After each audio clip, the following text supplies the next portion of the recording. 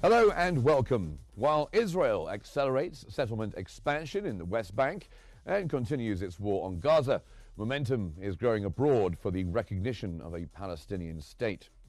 Ireland, Norway and Spain have already taken that step, and countries like the UK, France, Canada and Australia are expected to follow next month. On the other hand, other nations like Germany argue that recognition undermines the two-state solution. The new settlement project, E1, approved by Israel and widely condemned internationally, is aiming at burying the two-state solution or any prospect for a Palestinian state. Between settlement projects threatening to divide the West Bank and new waves of international recognition, the question remains, is a Palestinian state becoming closer or slipping further away? Welcome to Think Tank.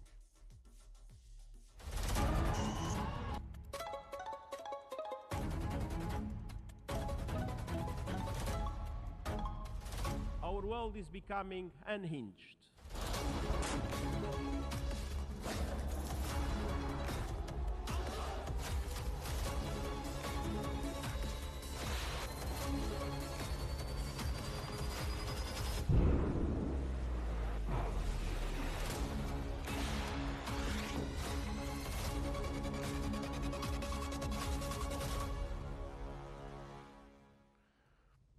Welcome to the program. Now, according to the New York Times, Israel's final approval of settlement construction in the E1 area marks a turning point in Prime Minister Benjamin Netanyahu's rejection of a Palestinian state. Long considered off limits because it severs the West Bank and undermines Palestinian territorial contiguity, the project had been delayed for decades under US pressure. Now, with the backing of his far-right coalition and tacit support from US President Trump, Netanyahu appears to be abandoning even rhetorical support for a two-state solution in favor of a vision of a greater Israel. The E1 plan calls for 3,400 housing units linking Jerusalem to Ma'ale Adumim, effectively cementing Israeli control over East Jerusalem's periphery. Critics warn it would deepen Israel's international isolation and doom prospects for peace.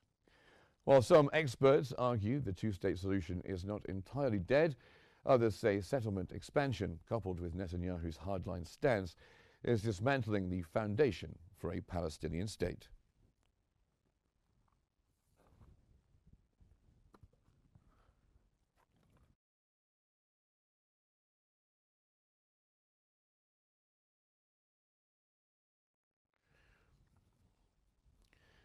Now, Egypt Independent highlights how Israel's settlement expansion in the E1 area threatens to end the dream of a Palestinian state.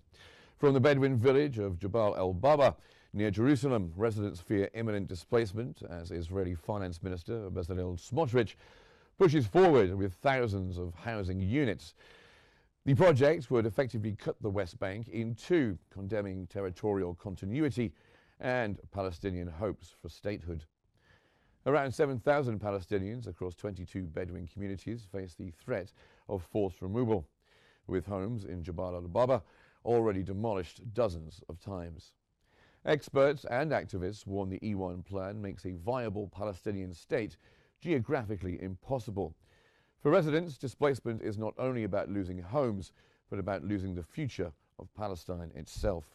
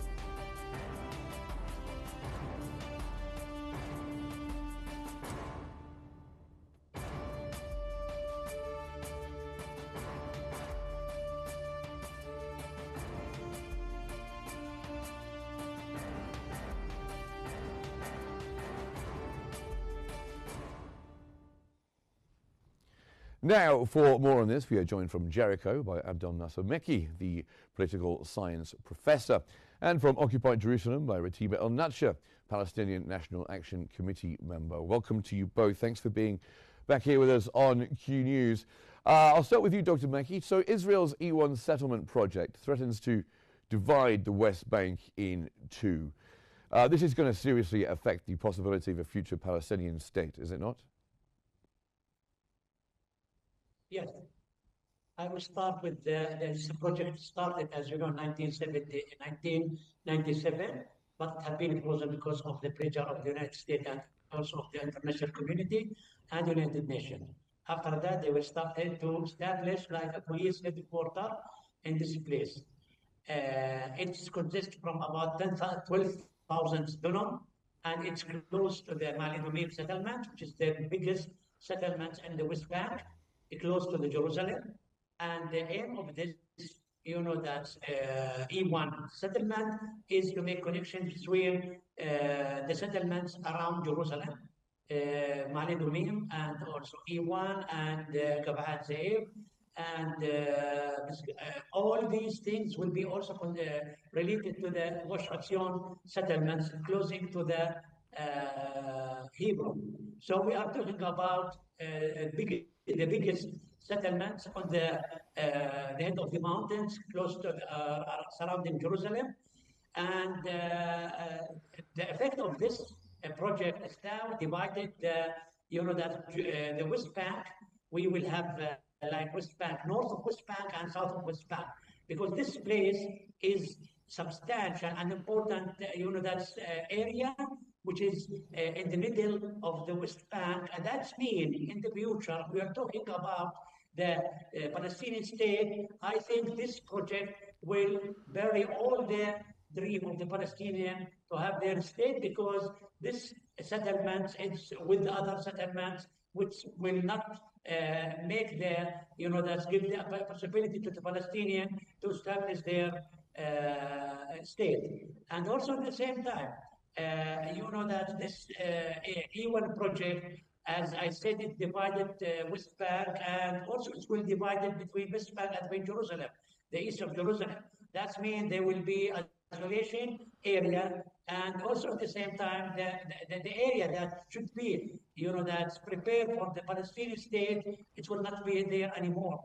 That means the Israeli extreme government, they put all their efforts after they, you know, establish their government in order to prevent any possibility to Palestine to have their state, and also at the same time they have their dream for the Jewish dream, like what Smotrich said and like what Netanyahu said, that this land will be for the Israeli, and because of this, they will start to make their best effort in order to displacement the Palestinian from the area near Jerusalem, and also for the in the villages of the West Bank, especially now they started in northern part of the West Bank in the Tulkarem, Jenin, and Nablus, and also before 1 week they entered Ramallah, which is the capital of the PNA, and also at the same time Hebron, and they will start to now Netanyahu today.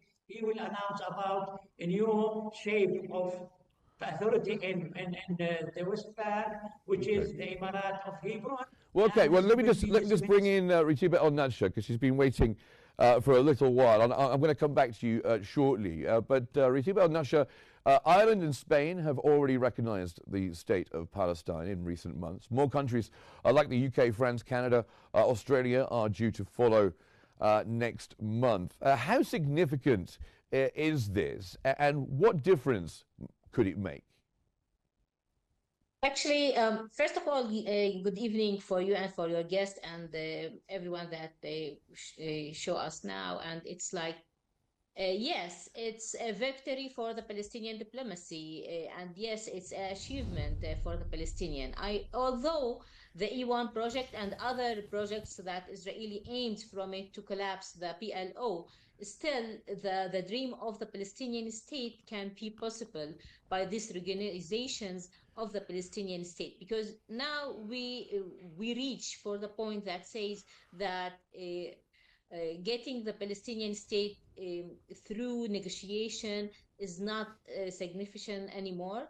And we see the frozen of these negotiations and not achieving any kind of agreements since 30 years till now. So we need another path to to put new realities on earth, as well as Israel is trying to put new realities to make it impossible for the Palestinians to have their states. We can achieve this in a diplomatic way by these organizations of the states of Palestine, with its borders line according to the UN legacy and resolution. So when we are talking about these organizations, it may seem useless on ground by the realities that Israel is trying to put by building more settlements, by separating the cities of and countries of the Palestinian state from each other and making it impossible for them to be continued as one piece of land.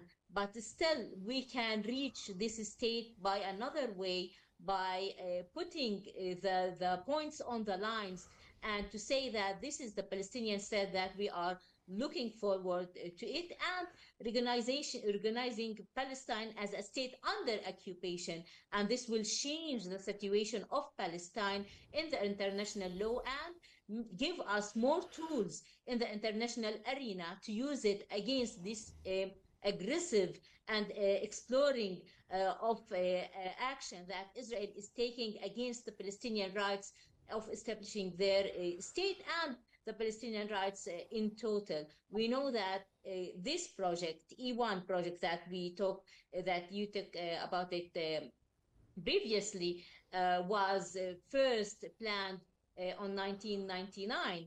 In 1990, before the Oslo Agreement, and it was frozen to give the Oslo Agreement a chance to establish a Palestinian state. But relieving this project again means that Israel insisting to kill the agreement and to go over it. So we must take an action to make it possible for the Palestinians to have their state in a diplomatic way, and another way out of the negotiation and out of the square of Oslo agreement. And these organizations will make this step possible and give us more tools as Palestinians to achieve our independent state. And Dr. Mekki, we're now seeing daily raids, demolitions, forced displacement in Palestinian villages. What message do these actions send about Israel's long-term intentions? I think all the Israeli now, what they are making and what they are doing on the West Bank, city and villages, as you know, we witnessed many of the horrible, that's attacking from the Israeli, especially in the villages of Nablus and Ramallah, and also Hebron, and also Jordan Valley. And also they in some places like for Malik, Ramallah, Al they, that remove about 10,000 olive trees, which is the main source of income for the Palestinian. What the Israelis want to do is that they want to push on the Palestinian citizen to pressure on their life. And also they started with the refugee camp in Jenin, Tulkarem, and in Nablus. And also they displaced the people from there. They want to make their life miserable, and they want to try to get them out of removal from Palestine, from West Bank, out like what they are doing now in Gaza. That's mean they want the land without people, and this is their message, because this is one thing that they could also prevent to the Palestinian to establish their state, which is the land without people. So this is the messages from the government of Israeli. Now, yesterday, Smotrich, they announced even said that there will not be any state for the Palestinian, and they will started to pressure on the Palestinian by displacement the Palestinian, by demolition also all the houses, also by not allowing them to even to build and establish on, especially in the Jordan Valley, which is the biggest area in the West Bank. And also many of the action of the Israeli that they will destroy now thousands of houses and many of the houses in Bedouin, especially in the E1 settlements. And that means the Israeli now they started their planning to make the settlements and also to remove the people from the land. All these things, and also at the same time, as you know, this is not they are doing today. It's from about maybe 60 or 70,000, 60 or 70 years when they started the occupation West Bank. And from that time, from 1967, when Alon, which was the minister of the Israeli government and after the war, he announced that is a project, which is, he said that this land will be for the Israeli and there will not be any Palestinian state. And because of this, they started to excavation all the land, especially in the Jordan Valley, closing to the Jordanian borders. So this is the things, and this is what we are witnessing what the Israeli is doing now, especially now they're increasing all these action in the ground. They want to make the fact on the ground that there is no any possibility for the Palestinian to have their state. Ratiba, on that show, we mentioned the countries that are planning to recognize Palestine as a state next month. But Germany is in a very different position, of course, a very close ally to Israel these days, at least. What do you make of their stance that they say that any recognition of a Palestinian state undermines the attempt to reach a negotiated two-state solution and would be counterproductive? What's your view on that? Just that Germany is defending the Israeli actions, and they have unconditional support for Israel for doing whatever they want. The international law is very clear. The UN resolutions is very clear as well. The right of the Palestinian to establish their state is very clear as well. We go for the path of negotiation for more than 30 years. It lead for nothing. And we see that the side that left everything behind and announced that they are out of the Oslo agreement is the Israeli side, not the Palestinian side. The PLO till now, the Palestinian Authority, is still doing its duties according to Oslo agreement. In the other side, the Israeli side is not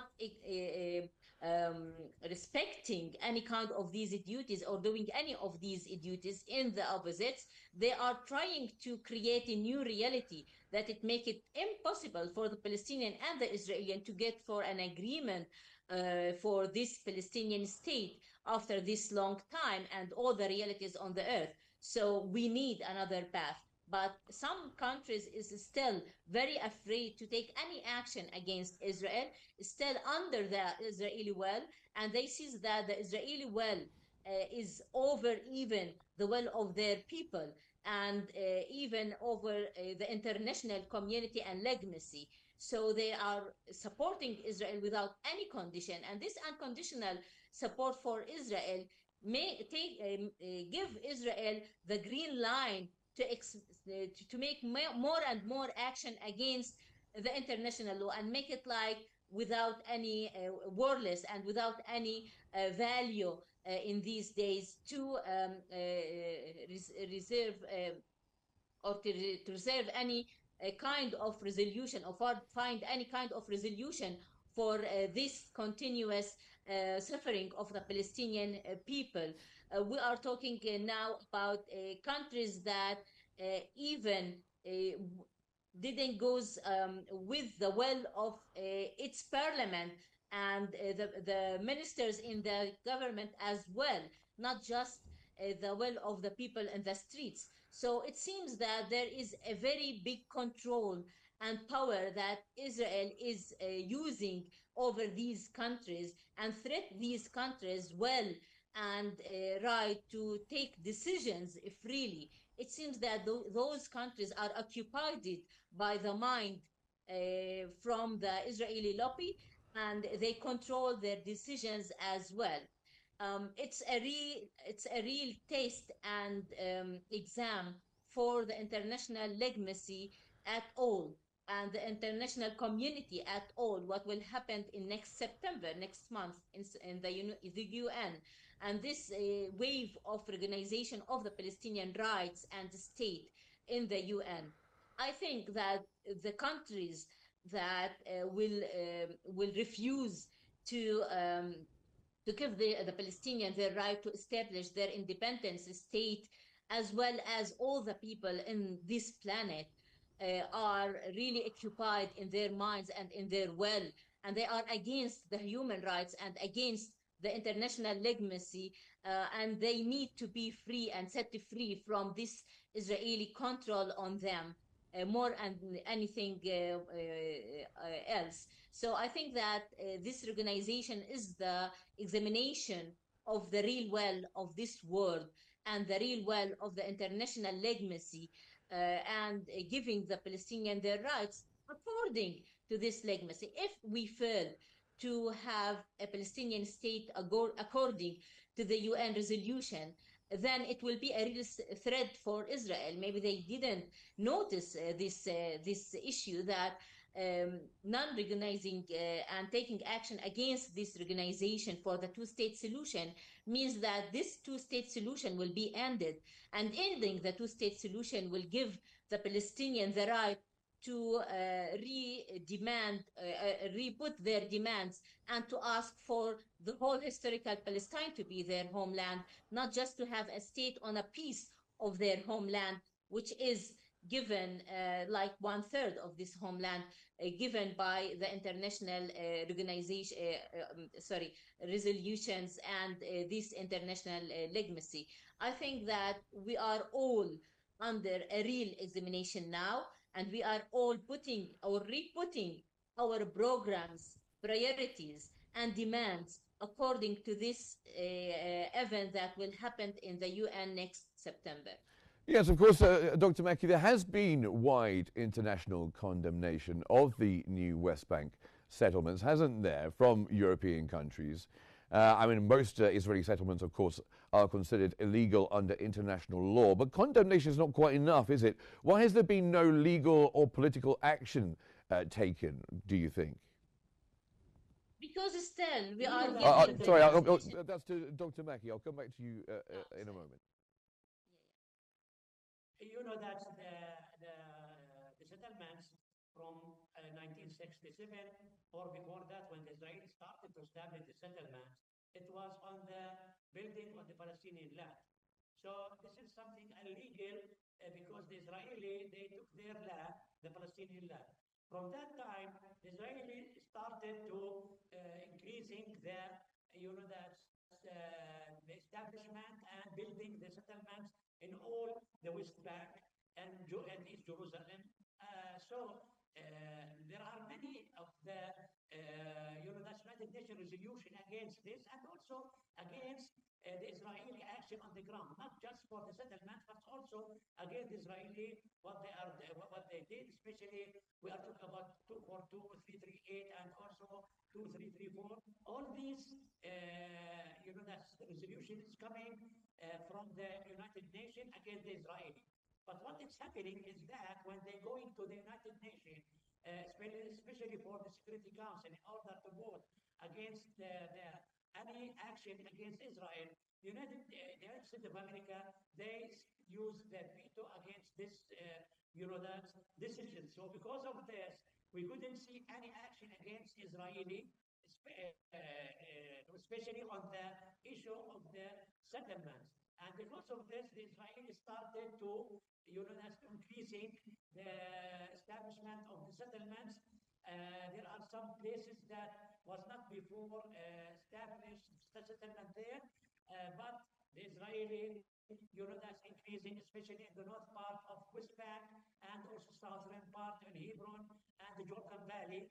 We are talking about the Jordan Valley. We are talking about 27 settlements in the Jordan Valley, which is the biggest, place for the agriculture. It will should be for the Palestinian state, but the Israeli said from the beginning that this place is forbidden to Palestinians to build or to make any things in this land, which is about 1,000 kilometers. So what is the reason?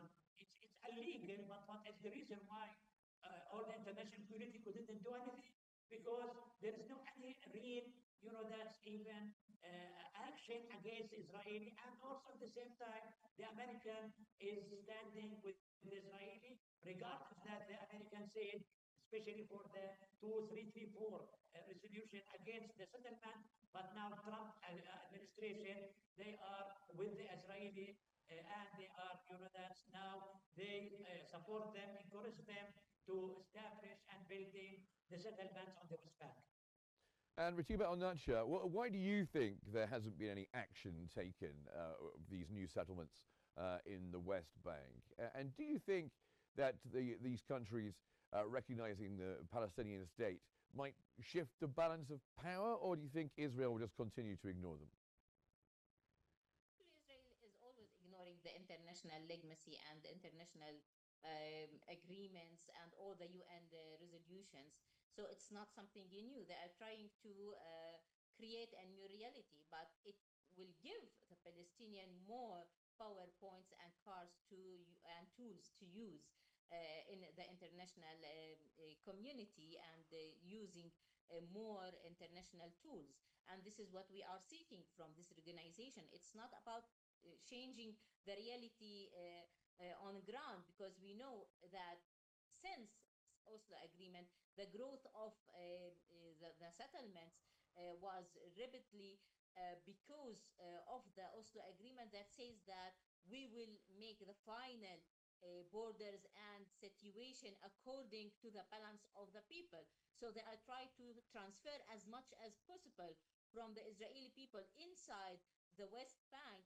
So they will change the balance of the demography in the West Bank and control more land. And yes, they didn't need to have a Palestinian state since day one of Oslo Agreement. They want to use the negotiation to have more time to create a new reality and a new situation that makes the Israeli the majority and control all the resources and the lands. And maybe they will give some ghettos or small lands, islands, sorry, from here to there for the Palestinian, that they can control it. And this is the plan from the beginning. And if you watch the plan of E1, for example, and it's not just this project, but it's one of those projects that will make the great Jerusalem in 600 kilometers, and it will be the largest capital on the world, according to the percentage of the land of Israel, to have a capital of this huge amount of lands under it. So they want to make from this project the Palestinian areas separated from each other so they can control it easily. So this is the plan from the beginning. They are not planning to change the power balance or to give the Palestinian any chance of this Palestinian state. They are trying to change realities. And what we are trying to do through these organizations and announcing Palestine under occupation is to use more tools to stop Israel and to force it by the international law and the international legacy to stop its trying and its plans to change these realities by well, sorry to cut you off, but we're just out of time. Sorry about that. Ratiba Al-Natsha, Palestinian National Action Committee member, thank you very much for joining us. And of course, political science professor Abdul Nasser Mekki. Thank you very much, both of you, for being with us on the program. And that's it for Think Tank Today, which always tries to unveil the complexities of our changing world. Thanks for watching, and stay tuned for more updates here on Qnews.